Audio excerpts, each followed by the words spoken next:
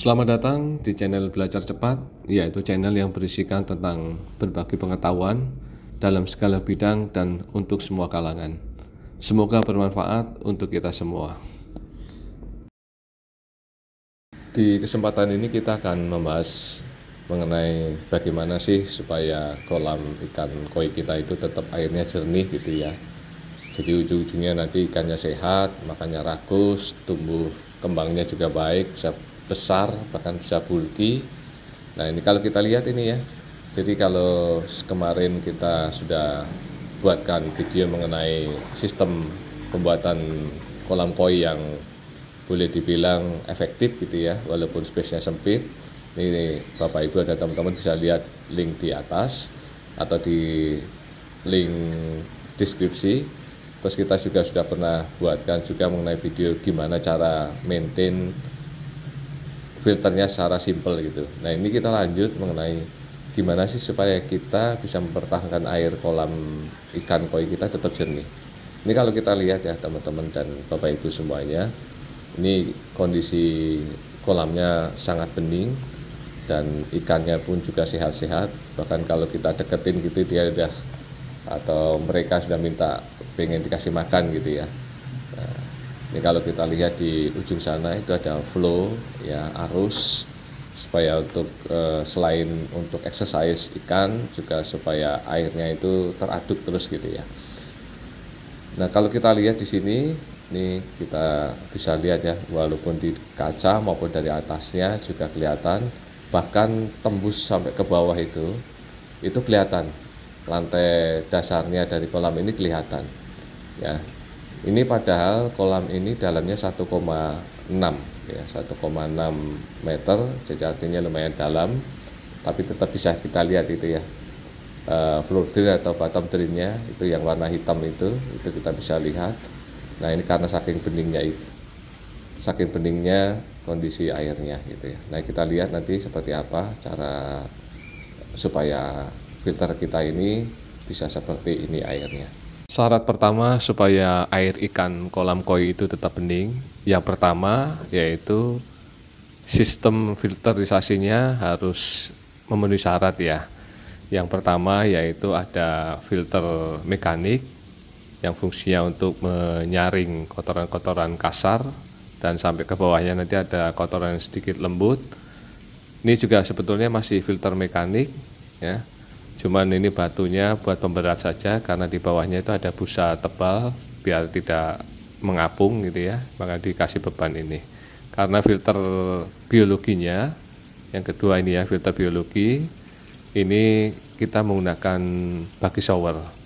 Karena space yang sempit, jadi horizontalnya tadi kita pakai filter mekanik, ya kita pakai untuk filter mekanik, sedangkan untuk yang vertikalnya ini kita manfaatkan untuk filter biologinya. Ini full yang baki shower ini atau yang vertikal ini kita benar-benar untuk filter biologi. Isinya ada campuran di sini ya supaya menghemat cost ya, tapi tetap hasilnya bening kok, sama airnya sehat gitu. Nah ini ada dua, yaitu ada tiga malah. Ada batu apung, ada biokristal di sini. Terus ada lagi yang bioball yang plastik yang hitam itu ya. Nah, ini ada tiga gitu. Tapi kembali lagi ke cost kita ya. Kalau mau berhemat ya bisa aja nanti bisa pakai batu apung semuanya gitu ya supaya berhemat gitu. Atau kalau memang terpaksa space-nya sangat sempit ya mungkin bisa dikonversi ke kos, bisa menggunakan biokristal gitu ya. Yang notabene lebih bagus untuk filter biologi karena banyak rumah-rumah bakteri yang sangat-sangat bagus di situ. Terus ini kita lihat ya, dengan kondisi filter yang proper gini, airnya tetap bening ya. Tapi tetap ini harus kita maintain, walaupun ini sebenarnya kelihatan bening ya Bapak Ibu dan teman-teman, tetap harus kita rawat.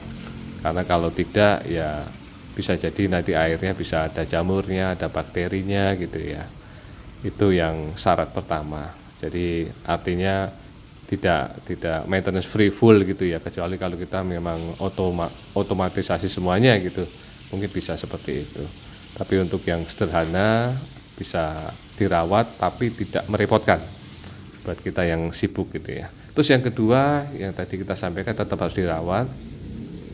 Ini kita pakai sistem sifon karena satu sisi ini lumayan efektif, jadi tidak perlu bongkar filternya semuanya. Ini cukup kita sifon aja yang bagian atas lumpur-lumpurnya atau endapan lumpurnya. Ini kita lakukan 1 bulan sekali ya.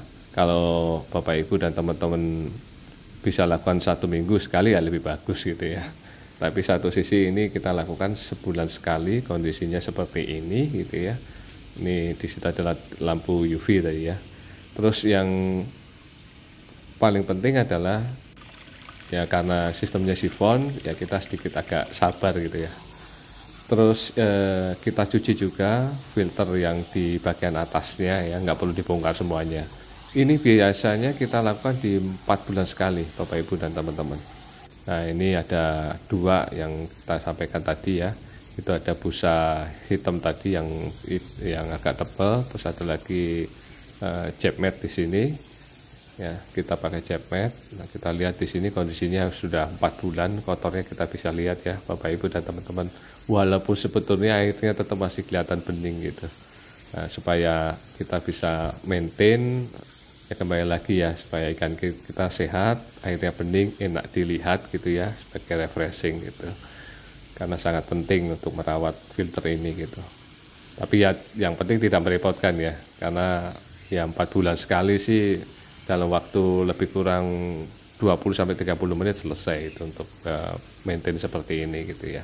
Kalau sifon tadi ya mungkin butuh waktu sedikit ya 1 bulan sekali, tapi ya kembali lagi hanya 20 menitan lah gitu. Nah ini kalau kita lihat ya Bapak Ibu dan teman-teman, ini kondisinya filter mekanik yang di bawah pakai jaring nelayan kondisinya masih bening gitu. Ini lampu UV-nya dari sini nanti dipompa ke atas ya, dipompa ke atas terus masuk ke filter biologi.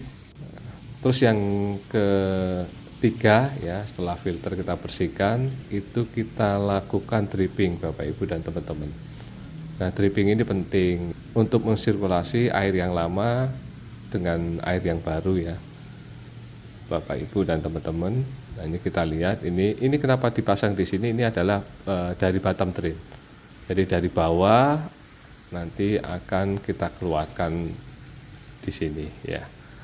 Nah, kita buang di sini airnya. Ini lebih kurang biasanya kita lakukan 15 menit. Karena ya sebetulnya ada hitung-hitungannya yang biasanya 20% gitu ya kita ganti airnya gitu. Tapi ini kita enggak. Terus ini kita isinya dari sini. Nah mungkin teman-teman atau Bapak Ibu bisa pasang keran di sini harusnya ya. Kalau nanti bikin kolam baru gitu sebagai improvementnya di situ. Nah itu terus sistem kerjanya adalah kita air yang bersih itu masuk dari atas ini ya, karena kita pompa dari atas masuk ke bawah, dari bawah bottom drain tadi di dripping, dibuang. Jadi artinya air yang dari permukaan atas turun ke bawah di bottom drain dikeluarin ke sistem dripping tadi. Jadi dengan begitu airnya akan ya tersirkulasi gitu ya.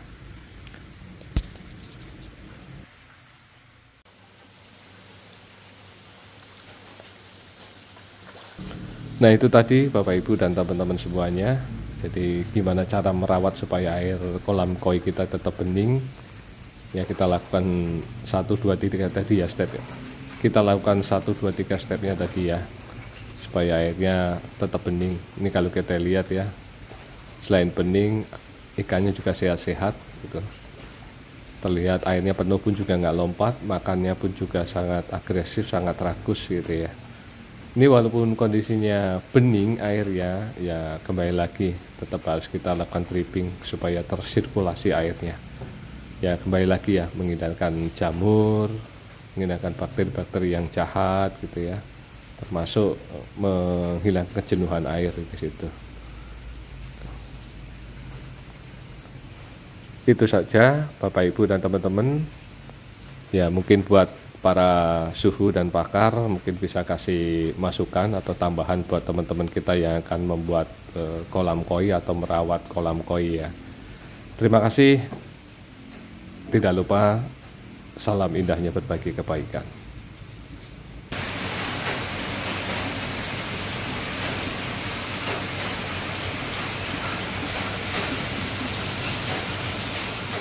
Demikian pembahasan kita kali ini. Semoga bermanfaat. Salam indahnya berbagi kebaikan. Terima kasih. Assalamualaikum warahmatullahi wabarakatuh.